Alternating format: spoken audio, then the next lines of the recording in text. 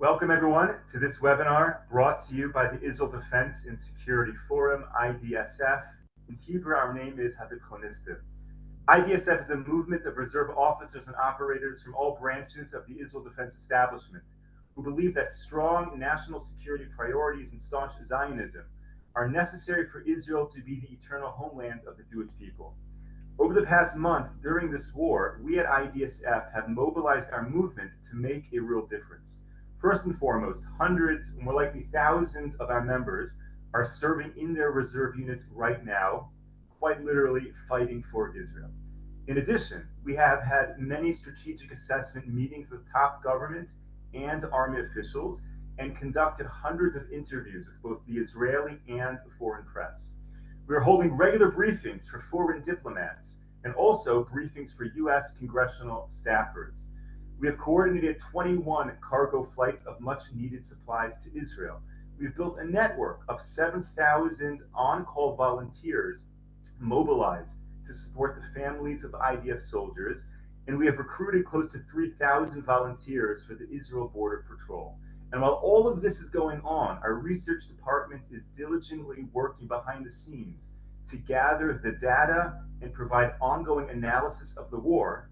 And our social media experts are fighting the information war across many social media platforms. So there is, as you can see, a lot going on. And we thank all of our supporters for allowing us to do this work and enabling us to fight for Israel and the Jewish people. Thank you, of course, to all of our viewers for tuning into these war briefings. It's very important that we have the opportunity for you to hear directly from the IDSF experts on the ground here in Israel in these very direct and candid briefings. If you have any questions during this briefing, please, of course, feel free to enter them into the chat. We are joined today by Brigadier General Amir Avivi, as well as the Mayor of Efrat, Oded Ravivi. General, we'll start with you. What can you tell us right now about the progress of this war? So I think that one of the good things the IDF is doing in this war, unlike previous operations, is that is not saying really anything about what's going on almost on the ground. Nobody knows, apart of course of the people who are managing the war, exactly where the soldiers are. But when you hear it from the Palestinian side, they're saying that the IDF is already a few hundred meters from Shifa Hospital. So we know that the IDF is inside the Gaza city, moving all the time, destroying Hamas capabilities. We're seeing that it's getting more and more effective. The learning is really, really fast. The work between the Air Force, Navy, ground forces is phenomenal, and we are destroying a lot of underground capabilities. But now we see that we are reaching really the heart of the government and the military infrastructure of Hamas in the northern part of the Gaza Strip. Now, because we're not taking any chances, and we're very aggressive, and we're not endangering our soldiers unnecessarily, we have already like 800,000 or 900,000 Palestinians who moved to the south, but we have seen yesterday and today thousands and thousands of Palestinians moving through a corridor, a humanitarian corridor that the IDF created and is defended in a way that Hamas cannot stop them. Because what happened until now is that Hamas shot its own citizens or prevented from them to move south because they are using them as human shields. So IDF opened the human corridor to the south, and we saw thousands of people marching with a white flag. This is going to be the new color of Hamas, white, not green. Moving to the south, it started yesterday and it's continuing also today. Thousands are moving because I understand that if they stay in the area, this will endanger them. I think we heard some very important things from the Minister of Defense and the Prime Minister that addressed the nation yesterday, and it's worthwhile mentioning. They said one thing was interesting that the Minister of Defense said is that Yahya Sinwar, the leader, is completely detached from its forces. Now, if he says that, it means we have the intelligence to know that this is the reality, and he cannot talk to the forces. He is in his bunker, but isolated. And the IDF is managing to really break the chain of command in Hamas, and this creates a reality where they are much less coordinated, and therefore they are having trouble to coordinate major attacks, as we saw in the first day or two. And so the warfare is conducted in a way that the IDF is very coordinated. Everything is coordinated. Commanders on the front leading the soldiers, as Jews have done for thousands of years. And on the other side, commanders of Hamas hiding in bunkers and telling those terrorists to fight for them. And we have managed to target many company, battalion commanders in Hamas. So their leadership is really hurt. And this, of course, helps us to deal with the challenges. Now, it doesn't mean that, they're not fighting. There are many people, Hamas operatives, that are more than happy to fight. It means that they are less effective in this fight as it is going on. So we're still in the first phase where we haven't gained control yet of the whole northern part. It's moving, and it's moving according to plan. Everything is exactly according to what the IDF planned. And because we don't want to endanger the soldiers, we're doing it very slowly and systematically. But every minute that passes, we're destroying more and more terror cells and infrastructure, and moving forward. The motivation is really high. Everybody is doing the job the best they can. Another important thing that was mentioned is that there will be no ceasefire. The only ceasefire we're willing to shortly is to release hostages. And this is the only reason why we would agree to any short ceasefire. Other than that, there is no ceasefire. We're not going to stop, because stopping will let Hamas get organized, and we're not going to have that. So we're continuing to the pressure, and we're continuing to operate. As war is advancing in Gaza, in Judah and Samaria, we have around 1,400 arrests, 800 of them Hamas. We have to understand Hamas is very dominant also in the region of Judah and Samaria. This is not just about Gaza. And also even people who are not Hamas. If they are not Hamas, they're Palestinian Islamic Jihad or other extreme organizations, including the PLO. So we have a challenge also there, and overall, and the Central Command is proactive and fighting. We had some terror attacks, even one in Jerusalem, but overall, things at the moment at least are under control. In the north, Hezbollah has shot in the last 2 days more than 50 rockets. Some of them were shot to areas a bit north of Haifa. They are also shooting anti-tank missiles, and the Northern Command is reacting and shooting and killing Hezbollah operatives and also hitting infrastructure. But still, this is not a full-scale war. It's something that is manageable, and it's along the border. And when the Minister of Defense was asked yesterday, what are we going to do in the north? He said, at the moment, we're not looking for a full-scale war in the north. We are concentrated on Gaza. This, by the way, doesn't mean that in 2 months or 3 months, we won't change our minds. We cannot have Hezbollah on our northern border. But the strategy is clear. We're in the offense in the Gaza region and in defense in all other areas. So this is really what's going on at the moment. I can say that one of the important things for the resilience of the society is how the different government ministries functions when it comes to solutions for all these families that left homes in the north and in the south, hotels, education, transferring money to the bank accounts of the families. There is also huge civilian assistance, and many of you also are assisting in many different ways. So it's not that there is not things that are not done good enough, but when you have the whole society mobilized and also the government is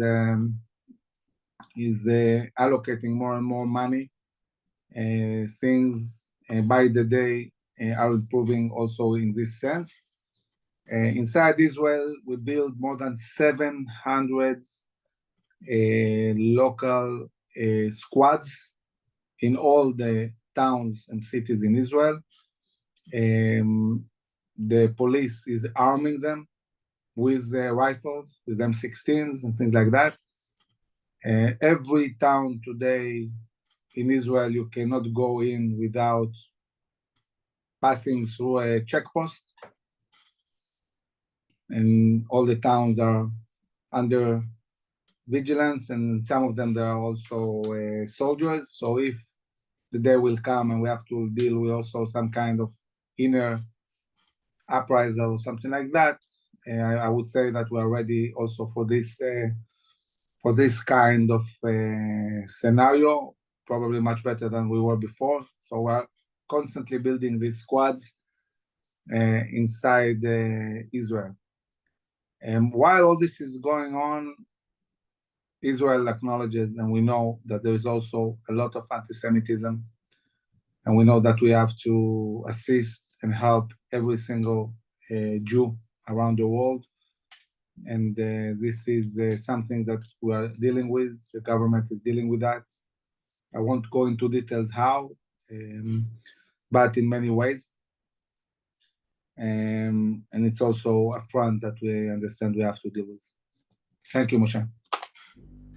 Okay, thank you, General. We are joined right now by the Mayor of Efrat, Oded Revivi. Oded, thank you so much for joining us. Oded is a member of IDSF and also a lieutenant colonel in the armored forces. Lieutenant Colonel Oded Revivi, IDSF member, Mayor of Efrat. Before we discuss what's happening in Efrat right now with the wartime, maybe you could just give our viewers a bit of an understanding and perspective. Where is Efrat in the country? What is the makeup of the citizens, and who are its neighbors? For the people viewing us who don't necessarily know anything about Efrat. You're on mute. You're on mute.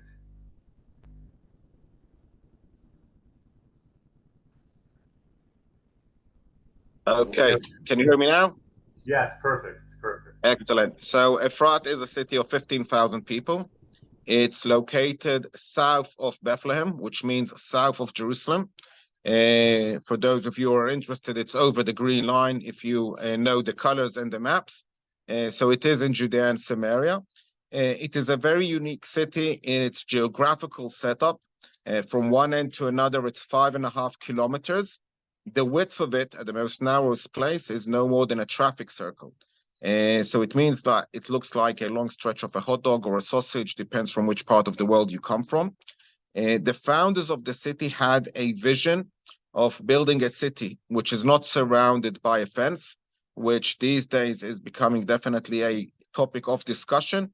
But we are bordering 3 Arab villages, Wadi Nis, Abdallah, Ibrahim, Wadi Rachel, and the city of Bethlehem. All these 4 Arab villages or towns are closer to Efrat than Efrat is from one end to another. And up until the 7th of October, I can say that we have enjoyed a very good neighboring relationship with the surrounding Arab villages. The 7th of October hit all the citizens of Israel, literally like a big tsunami, basically like a big earthquake, shaking a lot of the things that we were used to. And the relationship with our Arab neighbors has also been put in a big question mark as to how it is at the moment, where is it going, and what will be in the future. Okay, so maybe describe what is it like on the streets of Efrat right now? Are people mobilized? Are there soldiers all over the place? Are children playing in the playgrounds?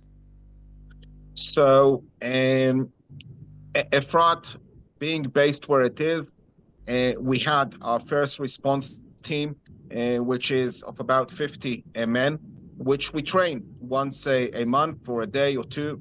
They have all the equipment they need. They have their rifles, they have their vests, they have their helmets, they have their walkie-talkies. And in any case of a penetration of the city, they get called up and they come within minutes or even seconds to where the threat is. One of the problems that happened with the massive call of reserve soldiers on the 7th of October is that we found ourselves with 80% of the members of our first response team actually being recruited to reserve service.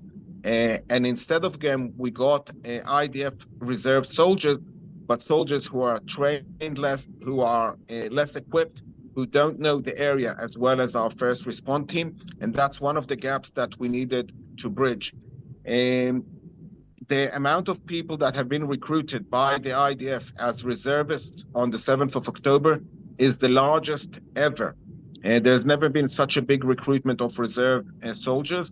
The amount has been published, so there's no secret about that. We're talking about over 360,000 soldiers, which means that there's very heavy presence of military soldiers in all the fronts. Definitely in the south border, everybody's aware of the north border, but also in Judea and Samaria. The last month has been the most peaceful month of recorded terror attacks, which I can explain on both for both reasons. One is the fact that there's so much military presence in the region, and number two is that the local Arabs are definitely afraid of doing something that will draw a disproportionate response like they're seeing in the Gaza Strip, that they're afraid that they will hit very hard, and that's why they're at the moment being locked in their houses. We're trying to have life as normal, kids playing in kindergartens, youth groups, carrying on meetings, schools operating. There is a very big lack of manpower. Some of the schools are lacking 50, 60% of the staff, which raises challenges, but we're trying to keep the curriculum and the time schedule as normal.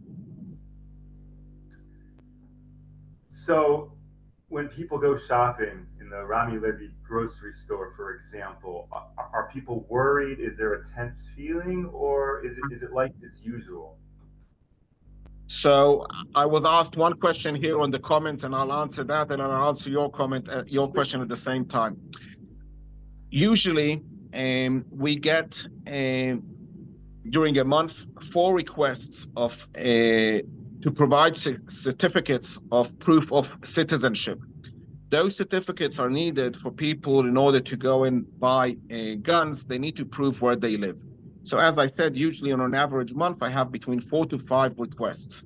Since the 7th of October, I've had 1,000 requests. Just shows you the proportion of how people are feeling not safe, how much people are interested in buying weapons in order to protect themselves, which is a clear figure of indication where the public actually is situated. You asked about Rami Levy. So those who have visited the Etzion block, those who have come to anywhere in Judea and Samaria, you know that the situation is very different than what you're used to. There's no border where the good guys live and where the bad guys live. It looks like a Swiss cheese. And the shopping center that you've actually mentioned is actually a model that we used to be proud of it as a tourist attraction, where you could see Jews and Arabs walking up and down the same aisles, buying the same products, coming to the cashier, paying with the same currency, and going back home with a big, massive dream of feeding their kids. That shopping center at the moment is quite empty. There's been a lot of pressure on Rami Levy not to employ Arabs, so he had to hire untrained people to be all of a sudden the cashiers. And there aren't that many people who are willing to do those positions, so he's lacking manpower. And there's definitely a level of fear of the two societies meeting.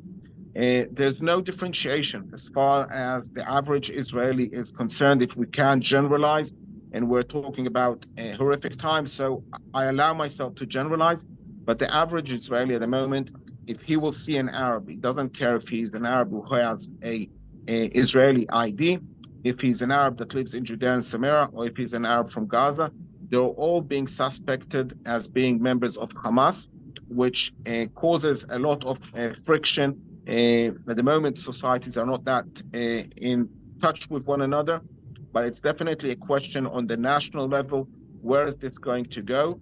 For those who visited Israel, if you went into a pharmacy, most of the pharmacists in Israel are Arabs. If you go into hospitals, there's a very high percentage of nurses and doctors in the hospitals.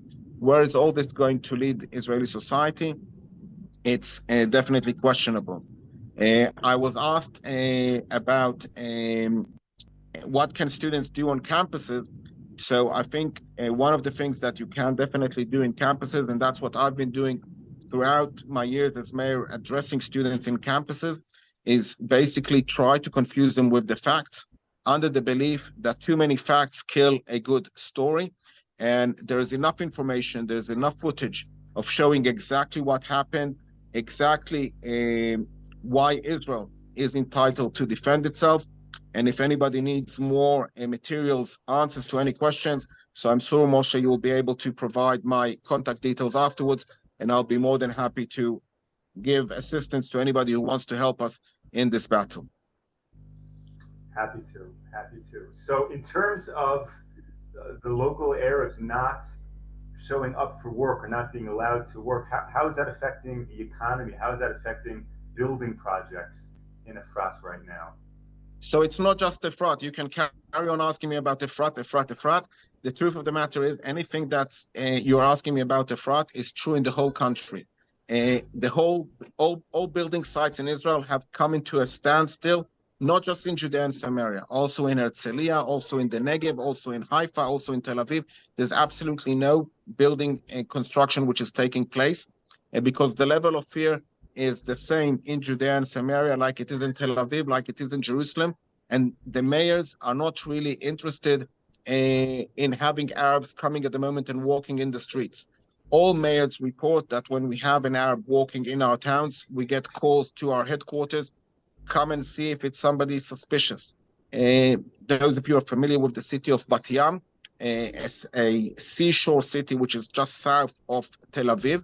I met yesterday with the mayor of Bat Yam. He's been challenged by his residents who are afraid that terrorists will come and invade Bat Yam from the sea.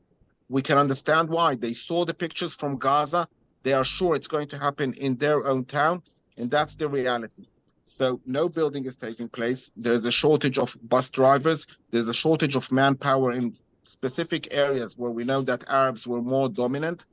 And there's no actual, at the moment, indication for how long this is going to carry out, because the pictures from the 7th of October, the horrific attack, the brutality of the attack has put so many people in such a level of fear that you can definitely understand that at the moment everybody's trying to keep away and not really trying to integrate.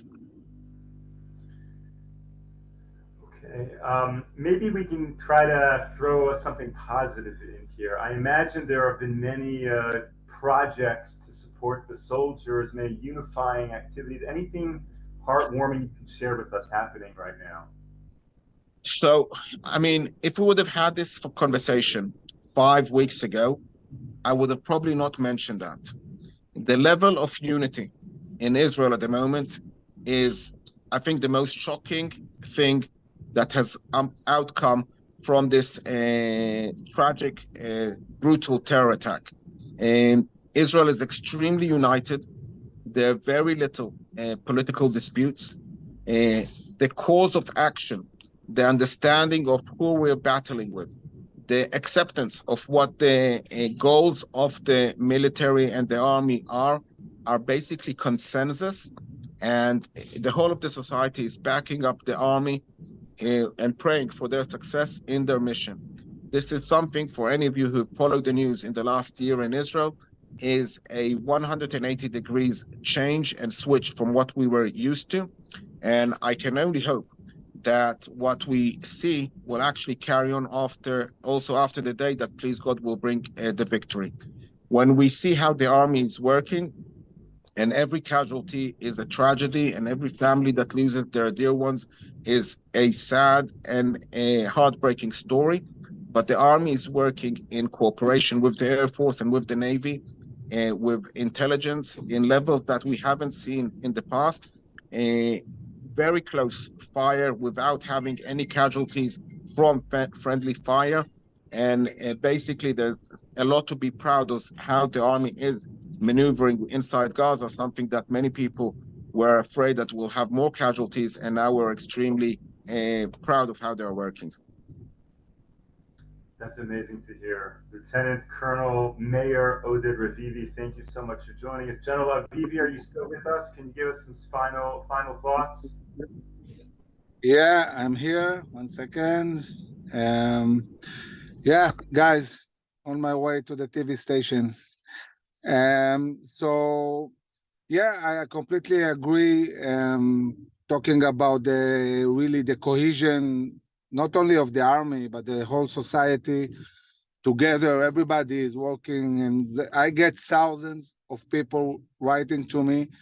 We want to fight. We want to go back to reserve. Why aren't we called? So there are many people who are trying to get back to the units. I don't know, guys, if you know that, but in the first 3 weeks, 300,000 Israelis returned to Israel. This is the only country in the world that when there is a war, people come back, not fly away. So we have many people coming in, and also, of course, not only Israeli citizens, but also many Jews that are flying to Israel and assisting in many ways, and even evangelicals were coming to assist. So really everybody is doing its best to help, and it's heartwarming. So I think that when we look at the overall way we feel, half of the time we were proud and happy and to see, the success of the army and how we're doing and the society getting together. And half of the time we talk to the families of the people who were killed and hostages and see the atrocities, and we cry. And it's both, really. It's mixed emotions all the time, crying for the losses and being proud and supportive of the cause, the society, the army, and everything that's going on. Sure. Well, thank you both for sharing with us, for providing this very important and meaningful update. Thank you to all of our viewers for tuning in. We will be back tomorrow, 10 a.m. Eastern Time, joined by General Avivi as well as Brigadier General Ari Singer, who is going to provide a briefing from the field. Thank you, everyone. Stay safe, stay strong. Take care.